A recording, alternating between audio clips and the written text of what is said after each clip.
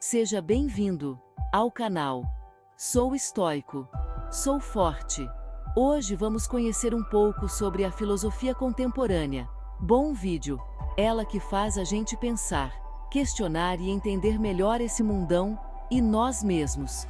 Vamos explorar a vida e os ensinamentos de alguns dos principais filósofos contemporâneos que trouxeram novas ideias e debates para a mesa. Então preparem o cafezinho, aumentem o volume e vamos nessa! Michel Foucault, já ouviram falar? Se não, preparem-se para conhecer um dos gigantes do pensamento contemporâneo. Esse camarada francês, nascido em 1926, foi um dos pensadores mais influentes do século XX. Ele não só revolucionou a filosofia, mas também a sociologia, a história e até a crítica literária. Foucault mandou brasa a vida inteira, escavando as estruturas de poder que nos cercam, igualzinho um arqueólogo, atrás de artefatos escondidos. Ele acreditava que, para entender a sociedade, precisamos desenterrar as camadas de poder que a compõem. Para ele, o poder não está só na mão de governos ou instituições, mas em tudo quanto é canto, nas relações sociais, escolas, hospitais, até no jeito que a gente entende a sexualidade. Ele via o poder como algo difuso, presente em todas as interações humanas. É como se a gente vivesse numa teia enorme, e cada fio fosse uma forma de poder moldando a gente. Essa teia é complexa e interconectada, influenciando cada aspecto da nossa vida. Foucault argumentava que o poder não é só negativo, ele também cria coisas, define quem somos e molda nosso jeito de pensar.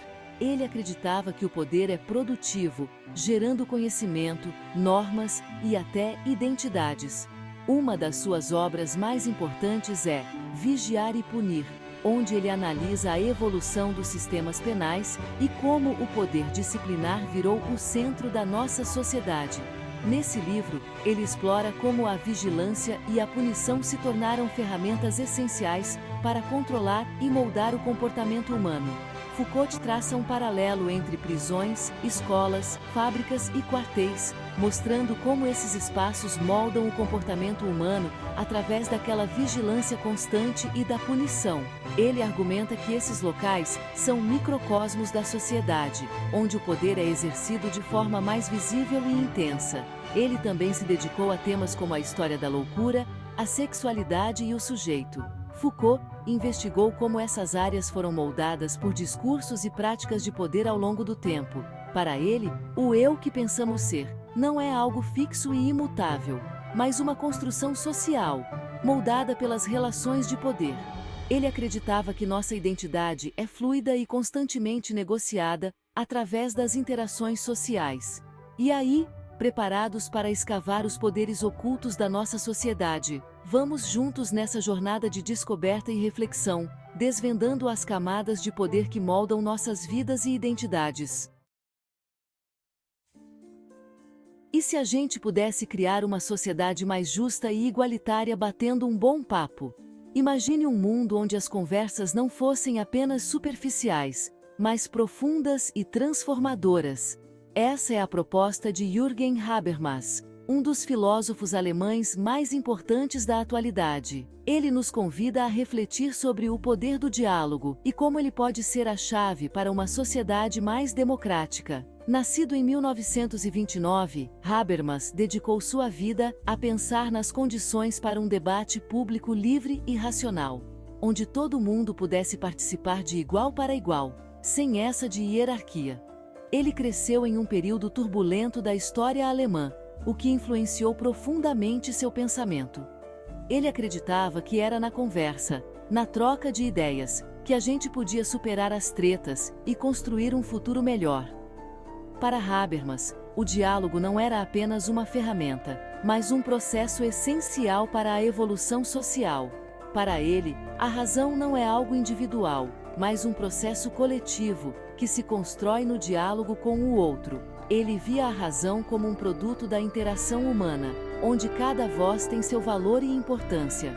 Habermas chamou esse espaço de esfera pública, um lugar onde a sociedade civil pode se organizar e influenciar as decisões políticas. Esse conceito é vital para entender como as democracias modernas podem funcionar de maneira mais inclusiva e participativa. Ele argumentava que a esfera pública é fundamental para a democracia, pois é ali que os cidadãos podem debater os problemas da sociedade, sem censura, e buscar soluções juntos. A esfera pública é o coração pulsante de uma sociedade democrática, onde a diversidade de opiniões é não só permitida, mas encorajada. Por isso, ele defendia a necessidade de uma comunicação livre de manipulação, onde todos tivessem acesso à informação e pudessem participar do debate de forma crítica e consciente. Habermas acreditava que só assim poderíamos construir uma sociedade verdadeiramente justa e igualitária, onde cada indivíduo tem a oportunidade de ser ouvido e de influenciar o rumo das decisões coletivas. Preparem-se para ter suas certezas abaladas, porque agora vamos falar de Jacques Derrida, o filósofo que virou o mundo da filosofia de cabeça para baixo com suas ideias, digamos, radicais. Derrida não apenas questionou o que consideramos como verdade, mas também nos fez repensar a própria estrutura do pensamento e da linguagem. Nascido na Argélia em 1930, Derrida ficou conhecido como o pai da desconstrução, um método de análise que questiona as bases do pensamento ocidental. Ele cresceu em um ambiente multicultural, o que influenciou profundamente suas ideias e perspectivas filosóficas. Para Derrida, esquece essa história de verdade absoluta, de um significado único e imutável para as coisas. Ele acreditava que cada interpretação é válida e que a verdade é sempre relativa ao contexto em que é analisada. Ele argumentava que a linguagem que a gente usa para expressar o mundo é um sistema instável e ambíguo, cheio de contradições e jogos de poder. A linguagem não é apenas um meio de comunicação, mas também uma ferramenta que molda nossa percepção da realidade. Ele chamava essas contradições de diferenças, e dizia que elas estão presentes em tudo, desde os textos literários até as leis que regem a sociedade. Essas diferenças revelam as falhas e as lacunas em nossos sistemas de pensamento. A ideia central da desconstrução é mostrar que as coisas não são tão simples quanto parecem, e que a gente precisa estar sempre questionando nossas certezas, crenças e preconceitos. Derrida nos convida a olhar além das aparências e a explorar as camadas ocultas de significado. Para ele, a gente precisa abandonar essa busca pela tal da verdade última e aprender a lidar com a instabilidade e a ambiguidade da linguagem. Em vez de buscar respostas definitivas, devemos nos abrir para novas interpretações e possibilidades, aceitando que a incerteza faz parte da condição humana. E se a gente parasse de procurar por verdades absolutas e começasse a encarar a filosofia como um grande papo, um bate-papo cabeça? Essa era a proposta de Richard Rorty, um dos filósofos americanos mais influentes do final do século XX. Para Rorty, a filosofia não deveria ser vista como uma busca pela verdade com V maiúsculo, mas como um processo contínuo, de reinterpretação e reconstrução das nossas crenças e valores. Ele acreditava que a gente constrói o nosso entendimento do mundo, trocando ideia com os outros, e que a filosofia deveria ser um espaço para esse diálogo acontecer. Em vez de buscar por fundamentos últimos, Rorty defendia uma abordagem mais pé no chão da filosofia, focada em resolver problemas concretos e melhorar a vida das pessoas.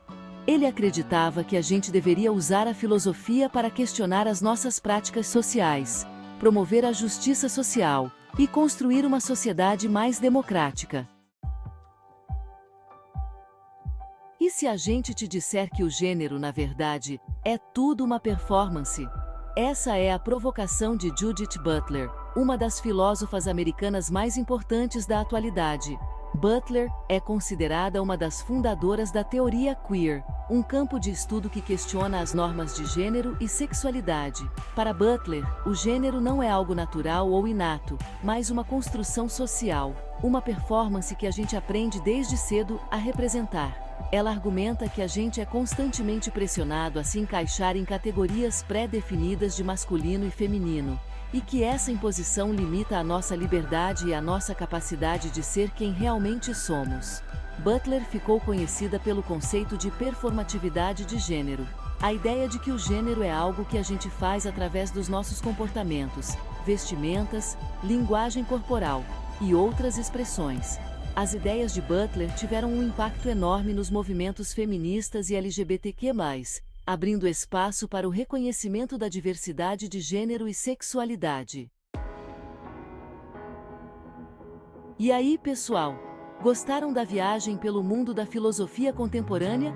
Espero que esse vídeo tenha despertado a sua curiosidade para conhecer melhor o pensamento desses autores incríveis.